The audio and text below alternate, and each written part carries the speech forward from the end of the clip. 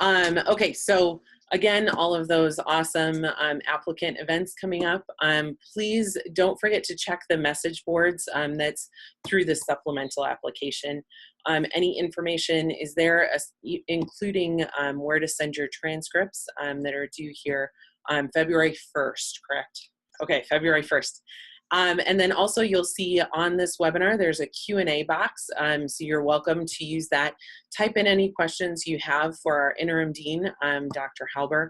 We'll try and get to as many as we can, but also know that we'll keep a record of those and follow up within the next day to next week when we can get those questions answered. So keep those kind of coming in as they come, or as you think of them. Dr. Halbur might answer them in his presentation, but otherwise we'll try and snag some at the end. So thanks for bearing with us. It looks like our internet connection is keeping stable now. So with that, I'd really like to turn it over to Dr. Pat Halbur, give him as much time as possible to kind of get you guys excited about coming here to Iowa State. So let's transition over.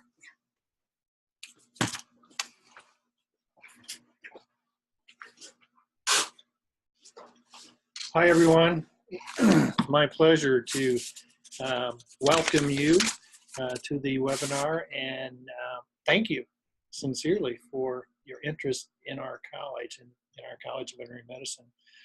I'm going to take about 20 minutes here to convince you that you made the right decision to apply to this College of Veterinary Medicine. Slides. Just that here. There's a lot going on here. A great place to keep up on what's going on here is our website, and these are just a few of the panels from our website that you may have seen. So we're very proud of the history here at Iowa State. This is the oldest veterinary college at a public institution. We're also now the second largest based on our enrollment. But what I'm most proud of as the interim dean is I really think this is the fastest evolving veterinary college of all veterinary colleges in the United States. I think most of you know there's 30 veterinary colleges, and you probably know that those states who don't, many of the states who don't have veterinary colleges have contracts with states that do. In our case, we have contracts in place with Nebraska, South Dakota, North Dakota, and Connecticut. There's also several newer veterinary colleges. A big difference between us and them is the newer veterinary colleges tend not to have teaching hospitals and do very minimal amount of research. We are really pleased. We just went through a very rigorous accreditation by the AVMA, and very confident that we got through that with good success. So one thing that really sets our college apart is that we're here in Ames, Iowa. And in Ames, Iowa, there's likely more veterinarians per capita than any other place in the world. In particular, that's due to our veterinary college, but also we have the great advantage of being close to, in the same town as the National Center for Animal Health, where there's the National Animal Disease Center, the Center for Veterinary Biologics, and the National Veterinary Services Laboratory. And we interact with that national resource on a daily basis. Many opportunities for our students outside of our college to also be engaged in those programs and facilities. So this is Iowa, of course, where our veterinary school is, and many people think about agriculture when you think about Iowa, and rightly so. We're number one in corn and number one in soybeans most years. But what's really unique about Iowa is our rich animal agriculture industry. We're of course number one in pork production, number one in egg production, but we're also in the top 10 in just about everything else. Sheep and goats, beef production, number 8 in turkeys, so on and so forth. But what this means to you as students is that we have the faculty, the teaching programs in place here in the college in all of these different areas. So I often get asked by students, by parents, by others, what sets a DVM from Iowa State apart? And so it's because we're here in Iowa with that rich animal ag industry, but also pets here in Iowa are as important to people here as they are anywhere in the world. And so we have an absolutely first-class hospital and clinicians in that hospital. So because of that combination, we have a really solid core curriculum, and I believe probably the richest menu of electives across all species of any veterinary college. Iowa State University is also a research level 1 institution, and we're at a land-grant university. So what that means, there's many opportunities for you as students to gain research experience, but also get integrated into our extension and outreach programs. So a few numbers. These are the numbers from last year's applicant pool. So our current class of 2021, those that are VM1 students here now, there were about 7,000 applicants nationally last year for 4,375 seats, a 1-to-6 applicant to seat ratio approximately. Specifically for our applicants last year, there were about 850 applicants for 130 seats, a 6.6 applicant to seat ratio. But you have to understand, and I think most of you well know, that most students apply to several veterinary schools, probably 4 or 5. And so in our case, like most other veterinary schools, we do go quite deep in the applicant pool. In fact, last year we went 336 deep to fill 130 seats. So if you happen to get on that alternate list, have faith. There's a very good chance if you're on that list that we'll be giving you a call. Here's some more data, and just in terms of gender, over 80% women, which is pretty typical. Average age 24. You can see most people do have at least a bachelor's degree, but I think we're trending now towards receiving more applicants that do not, which is great, which is fine. You can see the GPA there and the GRE of 154. So those are the numbers, and those have held pretty steady, I believe, over the last several years. This is where our students come from. You can see in bold, those are our contract states, but you can see we attract students from all over. Particularly lately, for example, we've been quite a few students from California and Texas. So there'll be a really good mix of students in your class should you choose to come here. There were some questions already about tracking. I think this shows you the numbers, the percent, or the number of students who did these different tracks in the class of 2018. I think we're quite unique in we have a lot of students who track mixed animal or food animal. It's 63 or 64% of our students track food animal or mixed animal. Of course, a number tracks small animal as well. I can tell you a lot of them come in here not thinking they're going to necessarily do food animal or mixed animal, but for one reason or another get turned on to a certain species or a certain type of practice. This map shows you where our alumni are at. Very reflective, I think, of where our applicants come from. So we're really proud of our hospital.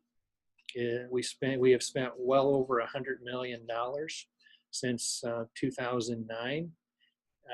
We have an entirely new small animal hospital and large animal hospital. I've been to quite a few of the veterinary hospitals across the United States. I wouldn't trade this one for any of those. It's absolutely state of the art. Here's a few pictures of our small animal hospital. We have all of the specialties services within that hospital. It is a level 1 trauma center. So hopefully you'll log in and get a chance to go on the virtual tour here down the road. We're always, like I said at the beginning, I'm very proud that we're at one of the fastest evolving veterinary colleges. Here's just one example. We moved into our new small animal hospital in 2012, and we're already putting on an addition. We're adding the stereotactic radiation therapy unit, which is phase 1 of our comprehensive pet cancer center. So this should be well up and running by the time you folks get here in the fall. Our large animal hospital is absolutely state of the art. I'm very proud to say that we have the #1 caseload in the nation in terms of numbers of food animals. We have all of the food animal specialty areas that you would expect, and then a few others like embryo transfer, service, and rotation. Here you can see the case numbers in our hospital. You can see the growth, year-over-year growth. We've had at least 10% growth in case numbers each of the last 3 years. So it's a thriving, growing unit. It's a wonderful facility, but I think, as you all know, what really makes it run and grow are the great clinicians that we have in our hospital. And they're clinicians who absolutely love to teach. That's why they're here. Another thing that's very unique about the ISU College of Veterinary Medicine is our diagnostic lab. We have the #1 food animal caseload in the nation. It's 85,000 cases that come to our diagnostic lab. You can see the growth in cases have more than doubled our case numbers in the last 5 years. And what this really means to you as students is you get the chance to learn from those 85,000 cases per year. And you can see from this diagram, we have all those little boxes in the middle there. We have all of those specialty areas that you can rotate through and learn from. But also, there's lots of research opportunities for students in this diagnostic lab as well. Very pleased to say that our governor just gave the condition of the state address 2 days ago. And in her budget for the coming years, she also has $100 million in there for a brand new veterinary diagnostic lab for our college. So by the time you get here and graduate, hopefully we'll be having a grand opening of another brand new facility with outstanding learning and teaching opportunities. So the reason we have these great facilities and these good people, the main reason, the most important thing we do is teach. And we have a big job to do because you need to be practice ready when you leave from here. And here's just a good example of what I mean by that. This would be a typical day in the life of a swine veterinarian, for example. Our swine veterinarians, if they go out and they go through one barn of pigs, for example, typically there's 1,250 pigs in the barn. If you think about that, as we do, as 8-ounce pork chops or cuts of meat, that's 464,000 meals that you affect by your decision by going through that one barn. A pig veterinarian would likely visit 8 or 9 barns in a day. So that's 4.1 million meals that you as a new veterinarian would impact in one day's work. We get that. We realize that. We will have you ready to make those kinds of decisions day one when you graduate. And we do this in large part in the 4th year by having opportunities for you to learn outside these walls. If it's in food animal, we have opportunities, relationships with many of the most progressive veterinary clinics in the United States, of course in Iowa, but across the United States. We work closely with the students to help you organize preceptorships and get full value out of them. You may also want to look up our Swine Medicine Education Center and all the opportunities that provides our students. We also, with our relationship with the Great Plains Veterinary Education Center, due to our agreement with Nebraska, our students get first choice of rotations at the Great Plains Veterinary Education Center. There's 30,000 acres there, about 8,000 cows, and all the calves from those cows from birth to slaughter are there. And so tremendous opportunities for hands-on experiences in calving and breeding soundness exams and feedlot health management. We have dormitories and surgery rooms at our Blank Park Zoo in Des Moines. We provide the health care to the zoo, and students are immersed in every aspect of that. We also own a specialty emergency clinic and referral practice in Des Moines. And the reason we own that, we bought that, is to get access for our students to that type of practice. We have a growing, thriving shelter medicine program, so you'll get the opportunity to get into a lot of shelters and animal rescue leagues. We also are very proud of the international experiences that we have lined up for students all over the world, Africa, Asia, Europe, and so on.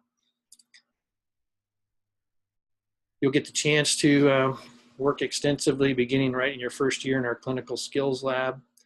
It's a beautiful facility full of remarkable simulation models. We even take our Frosty the cow on the road sometimes, as you can see here, to help us recruit future students.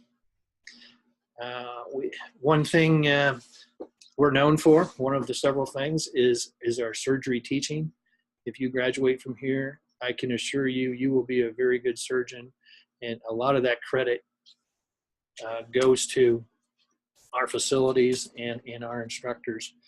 These facilities were just updated in 2017. You can see some pictures of them here. They truly are state of the art. Oh, that's okay. That's just a question for later. Okay. They truly are state of the art.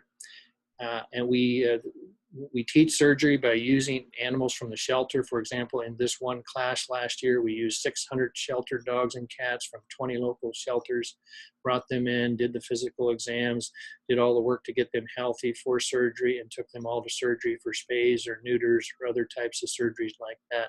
And over 90% of those animals were eventually placed. I'm pretty sure we're the only veterinary college that also has a human cadaver lab. You can see some pictures of that lab here. The veterinary students can't help themselves but peek in there to see what's going on. This is used primarily for a one-year master's program in biomedical sciences.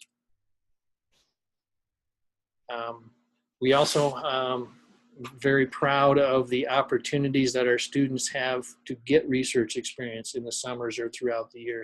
In fact, last summer, 15% of the veterinary students had a research experience of some sort during the summer. So if you have any interest at all in research, you will have tremendous opportunities here to partake. Well, I do want to talk a little bit more about research. We're number one among 30 veterinary colleges in funding from the United States Department of Agriculture, as you might expect in a state with a very highly valued animal ag industry. But we're also in the top 10 in overall research expenditures. Over 17 million of external money is brought in each year for our research programs, 4.3 million of that from the National Institute of Health.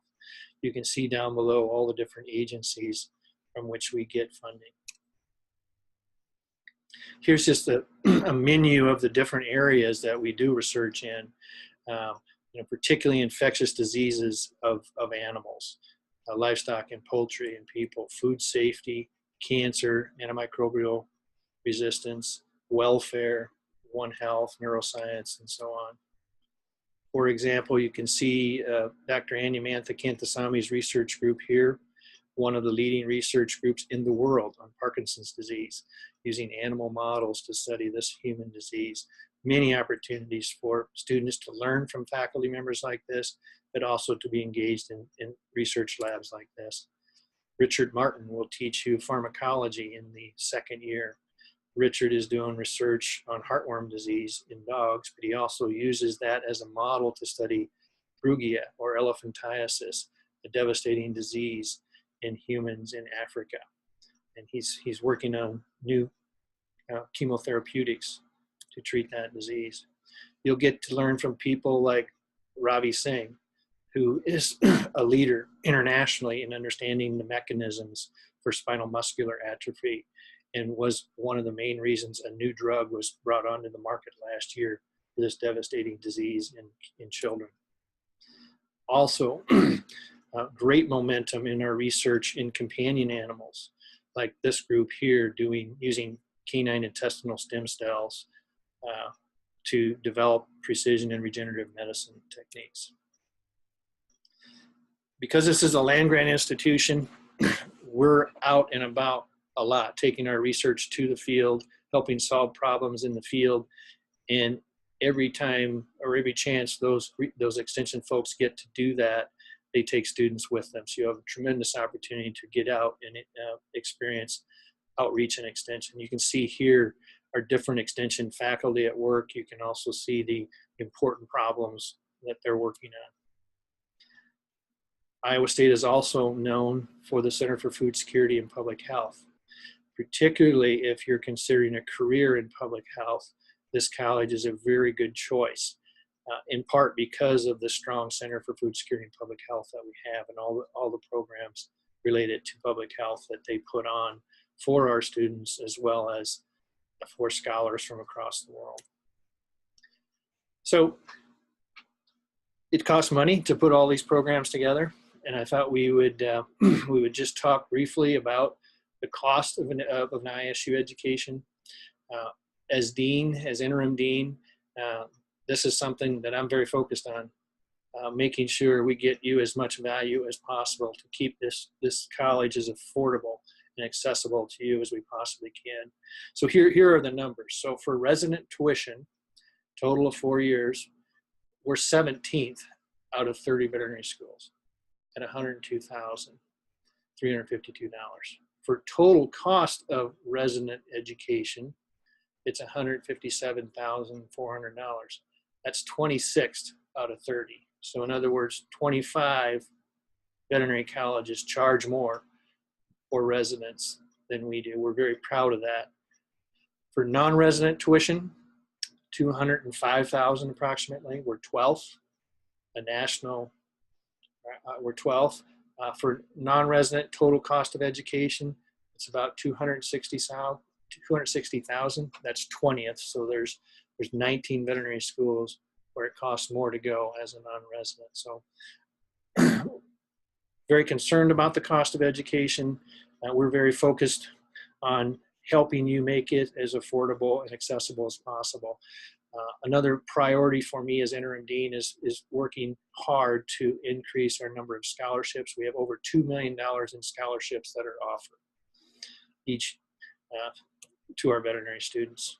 We also have this committee, as you can see here, working very hard to look at other areas to decrease the cost and return and improve the return on investment of a veterinary degree from Iowa State. So I think I will stop there. I'll thank you for your interest in Iowa State University. I do think we have time for some questions. Yeah, let's do questions. Okay. Let's see. Okay, so let's see, there's a transcript question here. Iowa State students need to submit fall 2017 transcripts. They do not. You do not. Well, we have access to that for Iowa State University students, the classes that you've taken through Iowa State. So how early do you need to decide what you wish to track? So what kind of emphasis do we place on that? Yeah, you really don't need to decide until your third year. Halfway through your third year is where you go through a process of selecting courses for the fourth year, and part of that is selecting the track. Essentially, we have 20 weeks in the fourth year that is core, everybody has to take, and the other 32 weeks are electives based on whatever track you decide. You're the customer. I want to be clear about that. We're going to do everything we can we understand that you may change your mind several times, even after you choose a track. We're going to do everything we possibly can to accommodate, switching to your focus, because we know that happens. So, but on the other hand, when you come in here, what you're going to find is you're going to get exposed to a lot of different people from a lot of different specialty areas. And if you early on really know that you want to track to be a feedlot veterinarian or a companion animal veterinarian or a dairy veterinarian, you will be presented with roadmaps. And these roadmaps will tell you, okay, you've decided now this is what you want to do. You should be taking these courses, these electives, getting these experiences, getting hooked up with these faculty members. So, yeah. That's great. I think that answers that additional question too about kind of spending your clinical year, and that kind of determines your track, it's kind of the opposite way. You know, we determine a track and then we build your clinical year from that, right? Correct. That's kind of the way. Perfect. So let's see here. Here's a question about the dual DVM MPH program. Can you talk a little bit more about the details with that? Yeah, we have a couple per year that decide to do that, and they decided at different stages. Best is if you know coming in that that's what you want to do. That's not always the case. Stay tuned. There may be some big news in terms of a concurrent DVM PhD that we're working on to, particularly if you're an applicant and you're interested in a concurrent PhD, you need to identify yourself because there could be some substantial scholarships related to that. But yes, we in this last class that graduated, we had an individual that got it done in 4 years, concurrent DVM PhD. In most cases, it may take 5 or 6.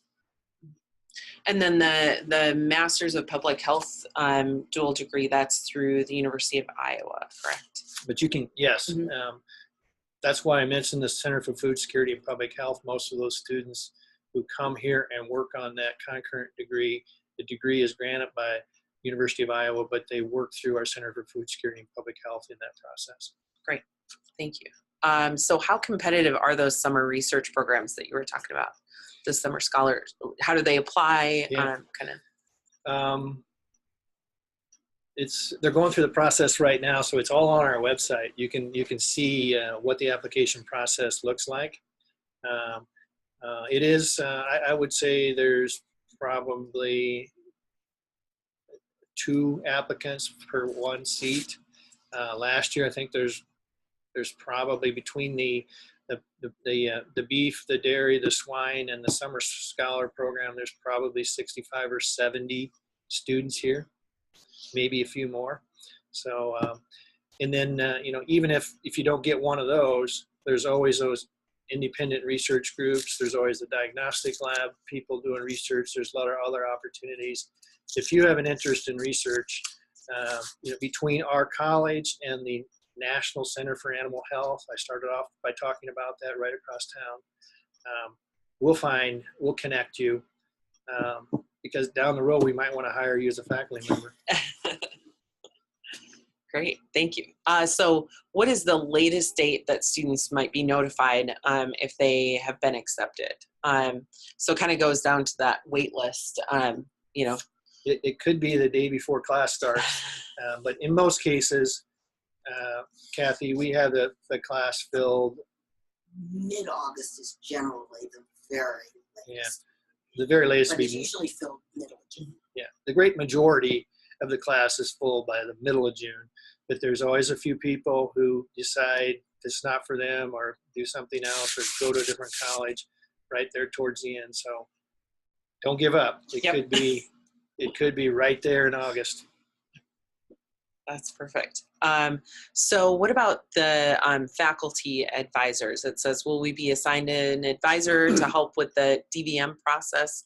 How do those? Yes, correct me if I'm wrong, but you'll get one right away. And when you come in, a faculty advisor, you'll also get a mentor, a student mentor from a VM2 or VM3 class. So you'll get both. You'll get them pretty quickly. We're also going through a process of looking a little closer at our faculty advisors in that it may be that as you progress through and you decide you want to track in a certain way, it might be better for us to allow people to switch advisors. So, but remember when I mentioned those roadmaps, we're really serious about that. Those are available, and once you sort of figure out what you want to do, you need to access those roadmaps, and it'll tell you, here's the key 5 faculty in this particular area if you want to be a poultry vet, or if you want to do pig medicine. So you will not have any trouble finding faculty in your area of interest to connect with on a personal level. Perfect, thanks. So this one is asking a little bit more about international programs. Can you kind of give some examples of those places we send the students? Yeah, we happen to have a faculty member from Uganda. He's a toxicologist, and I don't know if it's every year or every other year. It's in every. Yeah, every year he takes a group of 10 or 20 students, and they go there and they focus on the wildlife livestock interface. The epidemiology of diseases in Uganda. We have a Chinese faculty member, and they go to China and do acupuncture focus. We have international leader in animal welfare, and she often will go to different areas in Europe and focus on welfare for a couple of weeks.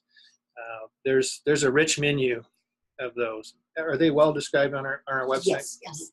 So to go to the Office of Academic and Student Affairs Yes, website. and they'll have international experiences. Okay. Look for international experiences in the Office of Academic and Student Affairs website.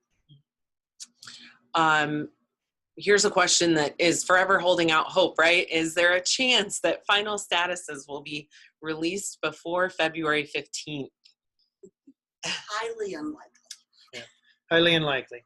You may know we did do that last year, and really when it came down to it, we didn't fill the class any faster. It was the same no matter when we released it, so we chose not to this year. So what is the large animal program like? Can you kind of talk, maybe walk a large animal person through their 4 years? Well, this is the place for large animal, period. Especially to get a diverse large animal experience. I had the pleasure of chairing the food animal department for 10 years, 11 years. We have 56 faculty focused in production medicine. There's many veterinary schools that don't have 56 faculty or don't have many more than that in their whole veterinary college. So it's a great program. It's well connected to the most progressive livestock production systems in the world, doing research in those systems, teaching in those systems. Much of the teaching we do in the 4th year in production medicine is outside these walls. But at the same time, you may have heard me mention that we have the #1 food animal caseload in our hospital. So you'll get that good experience with the individual animal, food animal medicine, the complicated surgeries, those types of things. We also have a very good field service unit. We do about a 40-50 mile radius for anything to do with food animals, but we'll go anywhere in our food animal field service rotation where there's a big problem. We'll do that through the local veterinarians. So, but we also take our preceptorship very seriously. We don't just have you find your own preceptorships in the 4th year. We find out what you're interested in. It might be what you're strong in, might be what you're weak in. And we know those veterinarians in the field that can give you those experiences. We help you line those up. So we'll take, you'll come out of here with some great food animal skills, I assure you. Great. So what hands-on experiences are possible that first year? Yeah. So that's really important. I actually asked that question today, and this is the answer. In the first year of the core curriculum, you'll practice performing physical exams and other kinds of diagnostics exams, including neuro, ophthalmology, etc., and also lots of practice on animal restraint and handling. In year 2, you practice canine and feline handling and restraint more extensively, diagnostic skills. You'll do your first surgery in the 2nd year, a neuter or spay. But also your summers, you'll have lots of opportunities to involve, working in our hospital, working in our diagnostic lab, working in our field service unit. yeah, it's really important. And what you also see is we've integrated a lot of our clinicians into first-year courses. So when you're learning physiology, you're probably going to have an internal medicine person come in and talk to you about renal medicine, for example. So we're trying to keep it as relevant as possible from the very beginning. So this is a good question. Do DVM faculty have an open door policy? What kind of is their investment in the students outside of the classroom or the clinic? Yeah. There's very few doors that aren't open here, including the door to the dean's office. There's no locked doors, and yeah, I think you'll be really impressed. It's clear here that the most important thing we do, the reason we are here, is to teach veterinary students. Research, other things are important, but number one is teaching, making sure you're well prepared the day you leave this school. So yeah, I think you'll be real pleased with what you find in that regard. Great. So are there many companion animal research opportunities? So kind of apart from the large animal side of things, somebody's in small animal and wants to do research, what do they get involved with? Yeah, I would say at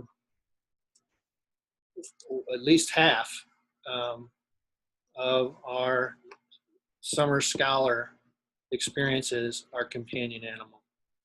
As a matter of fact, last week we had our college research day, and that's really where our college researchers present their research to each other, and well over half of those presentations were companion animal focused. That's in my mind, that's how you build. That's why our hospital is growing, is because we have faculty there doing the types of research that keeps us on the cutting edge, and they will need students to help in those programs. You know, just for example, I mentioned the Comprehensive Pet Cancer Center. We have several projects in pet cancer research. We have several projects in enteric disease of dogs. Several projects looking at the microbiome in companion animals and its effect on health, those types of things. So I mentioned the one on heartworm disease. So yes, you bet. Awesome. So after the first few years working in that clinical skills lab and doing some of the other hands-on activities, how confident do the students feel kind of going into their clinical year? Well, you know, of course that varies, and that's the beautiful thing about having the clinical skills lab. They can work there until they have a pretty good level of confidence. But we have we work with the university farms, and we have 17 of them, I think, and we use that sort of as the next step to get students even more confident. So, you know, before they have to be face-to-face with a client. So you'll be going to those university farms with our faculty, and, you know, we're the owner of those livestock and poultry. And so you'll just have that level of, you know, that you'll learn in a relaxed atmosphere before you're in the hospital there face-to-face with clients. Great. So there's a clarifying question about tuition. The tuition numbers, did that include housing, room and board? Do you remember? Or that was straight tuition? Well, I showed you two numbers. I showed you the tuition, and then I showed you the total cost of education. The total cost of education includes what it costs to live here. The tuition included tuition and fees, which we have very few courses that have additional fees. Surgery is one I know of, but the total cost, and I think we were 26th, I can't remember, we're 19th for out of state, I believe, and maybe 26th in state for total cost, and that includes what it costs to live in Ames, Iowa, plus your tuition and fees. Perfect. And that's outlined on our website too. You can find some more details on that too. This is a good question. What resources are offered to DVM students to help them be successful? So counseling, tutoring, all of that kind of stuff. Yes. Extensive amount of tutoring from the Office of Academic and Student Affairs, both from faculty that, you know, provide extra tutoring, extra study sessions, but also from peer students, older students. We have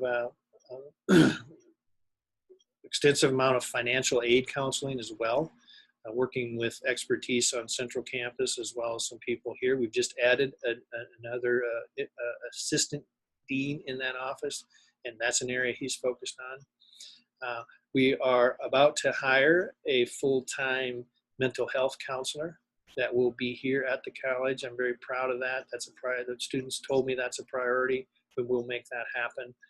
They'll be here fully operational in a couple of weeks. Great. Let's see, I think we have time for one more question here. So I'm trying to think, get one that we haven't asked directly yet. I think that this might be a good place to reinforce here. Does Iowa State help, or how does Iowa State help make connections to get that experience outside of the walls of Iowa State, maybe in the summers, maybe beyond? Yeah, that's a really important thing to do, and we will definitely help you do that. I mentioned the roadmaps. I mean, really all you need to do is self-identify that you're interested in a certain species, and that could be mixed animal as well, and we will help you identify veterinary practices, or it could be the National Center for Animal Health, or if it's public health, we can connect you in that way. So yes, we will definitely help you. And we also have on our website, we have a job board that you'll see where practitioners are looking for student help, and so on and so forth. So yeah, we consider that part of our responsibility to you. Great. Well, one more. You want to do one more? Okay, let's do it.